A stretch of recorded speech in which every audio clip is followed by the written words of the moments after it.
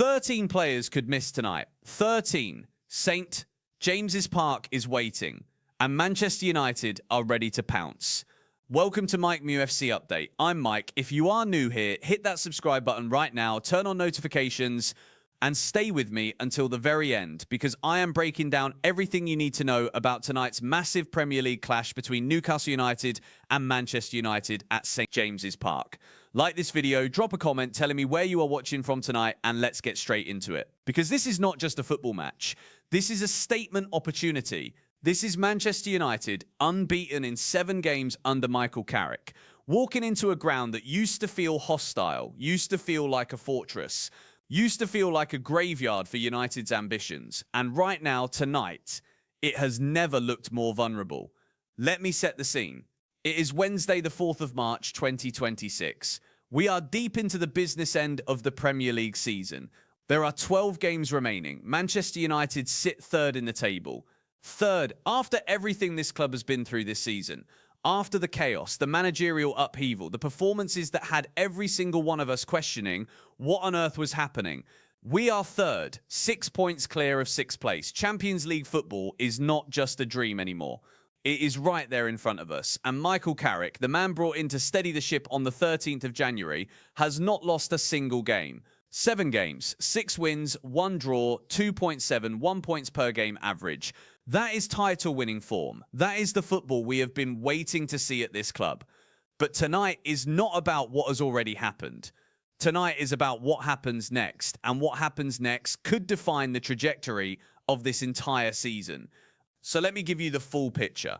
Let me walk you through the injury situation, the tactical landscape, the squad news, and exactly why I believe tonight is an opportunity Manchester United must not waste. Let us start at St. James Park, because the news coming out of Newcastle United's camp is extraordinary. Eddie Howe is in a full-blown selection crisis, not a minor one, not the kind of 1 or 2 injury absences that every club deals with across a long season. A genuine, significant, potentially season-altering selection crisis, and it has arrived at the worst possible moment. 7 confirmed or probable absentees. 7. Let me go through them one by one, because each individual absence matters. Bruno Guimaraes is out. Let that sink in for a moment. Bruno Guimaraes, the Brazilian midfielder, who is quite simply the heartbeat of this Newcastle United team. The engine room, the press trigger. The man who sets the tempo, who breaks up attacks, who drives forward, who connects everything that Eddie Howe wants to do. He has been out since picking up a hamstring injury in the Tottenham match, and he is not available tonight. And here is the statistic that tells you everything you need to know about how important this man is. Newcastle United have never won a Premier League game without Bruno Guimaraes since he made his debut for the club. Think about that. This is a club that spent £125 million selling Alexander Isak to Liverpool last summer and reinvested heavily in new attacking talent. But without Bruno, none of it functions the way Howe needs it to. He is irreplaceable, and he is watching tonight from the stands. Lewis Miley is out, the young midfielder who was supposed to be the next generation, the academy product who is beginning to step into bigger moments. Thigh muscle damage. He has an estimated 4 more matches before he is back. Tonight is too soon. Emil Kraft is out for the season. Knee surgery. Confirmed. He will play no further part in Newcastle's 2025-26 campaign. Fabian Schär is out, the Swiss centre-back, one of Newcastle's most experienced and technically composed defenders, picked up ankle ligament damage in the Leeds match. Surgery was required. His return date is late in the season at the earliest, and his availability for tonight's game is simply not in question. He is unavailable. Nick Woltermaid is a major doubt, the £69 million signing from VfB Stuttgart. Newcastle's record signing, the man Eddie Howe and the recruitment team staked their reputation on last summer. He has come down with illness. He did not train with the group on Tuesday. Howe addressed this directly in his pre-match press conference, confirming the illness bug is present in the squad and that Woltermaid will be given every possible chance to be fit. But the situation is uncertain and the signs are not encouraging.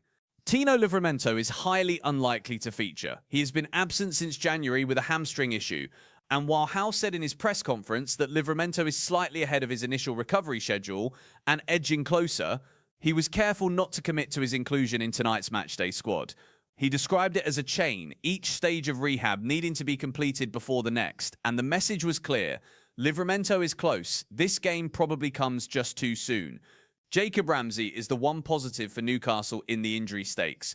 The £43 million signing from Aston Villa, who picked up an illness during the Magpies' defeat to Everton at the weekend. How has indicated Ramsey trained on Tuesday and is expected to be available. That is a boost for Newcastle, and I do not want to dismiss it, because Ramsey has shown quality since arriving at the club. But the wider context is that Newcastle are severely depleted regardless. 7 players absent or in serious doubt, in a squad already stretched by the departure of Alexander Isak to Liverpool, to a squad trying to maintain their push for European football, while simultaneously preparing for a Champions League last 16 tie against Barcelona. The pressure on Eddie Howe tonight is immense, and Manchester United know it.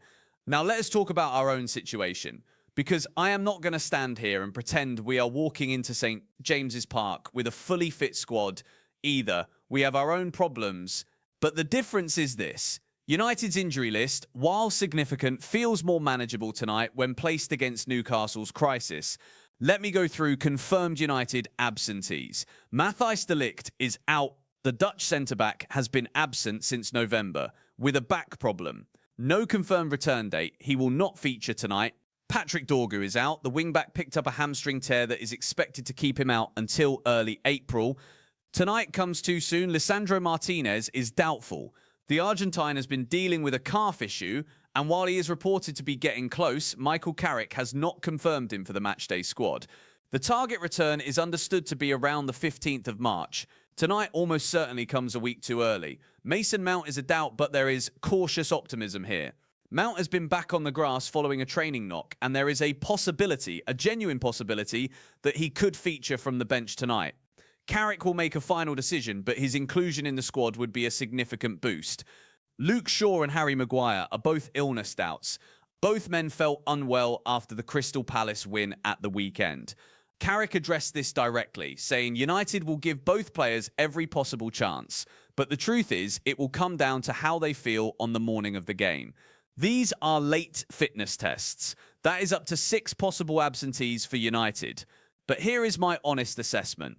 If Shaw passes his fitness test, if Maguire is available, if Euro continues the form he has shown recently, the backline still has sufficient quality and experience to handle what Newcastle are going to throw at them tonight. Lenny Euro has been outstanding since earning his place in this team. Noussair Mazraoui gives Carrick a reliable right side. Diogo Dalot adds intelligence and technical quality. The structure is there. And that midfield, let me talk about that midfield for a moment. Kobbie Mainoo, Manuel Ugarte, Bruno Fernandes. This is a midfield three with genuine Premier League quality. Ugarte has been exceptional since arriving at the club. His presence in front of the back four, his intensity, his work rate, his reading of the game, it has transformed Manchester United's defensive structure. Carrick has him operating as a true holding midfielder, and the results speak for themselves. Mainoo, at 20 years old, is producing performances of a player with 10 years of top-flight experience. His composure, his ability to receive under pressure and find the right pass, his late runs into the box, he is special. He is really special. And then there is Bruno Fernandes, our captain. I know the narrative has shifted around Bruno many times over recent seasons. But under Carrick, in a system that suits him, with runners ahead of him and a genuine defensive shield behind him, Bruno has rediscovered his best. He is creating, he is scoring, he is pressing from the front, and more importantly, he is leading. He is captaining this team with the intensity it needs.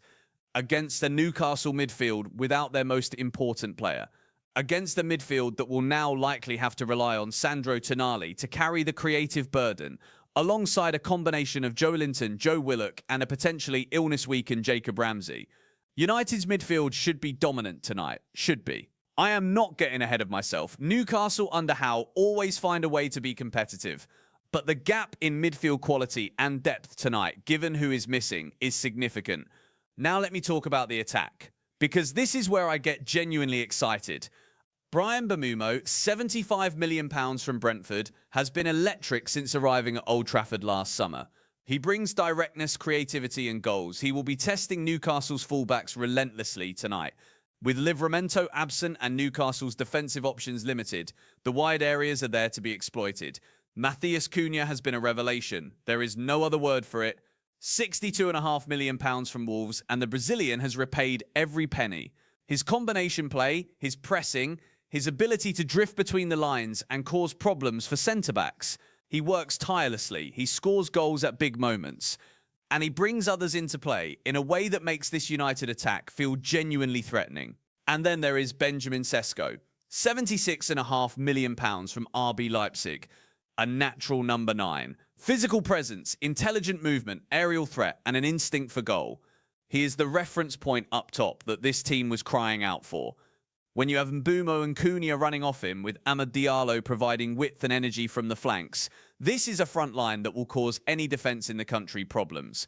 Now think about what Newcastle are facing defensively tonight. Sharrett is absent, Kraft is absent for the season, Malik Theo, the summer signing from AC Milan, will almost certainly partner Sem Botman in the heart of defence. They are decent, Botman has had a strong season when fit, Theo has quality, but facing Sesko, Konya and Mbeumo and the interchangeable movement of this United attack is going to be an enormous test. Lewis Hall at left back, Kieran Trippier at right back. Trippier is experienced and technically excellent, but at this stage of his career, defending against high-intensity wingers across 90 minutes is a different proposition than it once was. And Mbeumo is fast, he is direct, and he will have been watching the footage of how to exploit that space on Newcastle's right side. Here is the tactical picture that I see for tonight. Carrick has set United up in a very clear and disciplined shape. A 4-2-3-1 when defending, which transitions into a dynamic 4-3-3 in possession. Ugarte screens, Mainu progresses, Fernandes links and creates wide forwards tuck in to press, Sesko stays central and pins the centre-backs. The pressing is coordinated and intense. Teams have struggled to play through it. Without Guimaraes, without Miley, Newcastle are going to find it extremely difficult to play through United's press. Who carries the ball from deep? Who connects the defence to the attack with the quality that Bruno would normally provide? Tonali is capable. Tonali has had a strong season after his return from suspension, but he cannot do it alone. Joelinton offers physical presence and energy, but not the surgical passing quality that Guimaraes brings. Without that central control, Newcastle will be forced to go long or direct, and if United's defensive organisation is at the level it has been under Carrick, that means the ball will keep coming back. Anthony Gordon will be the key man for Newcastle, their most dangerous attacker, their biggest threat in transition. He is direct, he is fearless, he loves big occasions, and at St James's Park with the Toonami behind him, he will be desperate to be the one to turn this around for his side. United must not allow him easy touches in dangerous areas. The fullback on that side, whether Shaw or a deputy, must be disciplined and not go chasing the ball up the pitch. Anthony Elanga is rapid.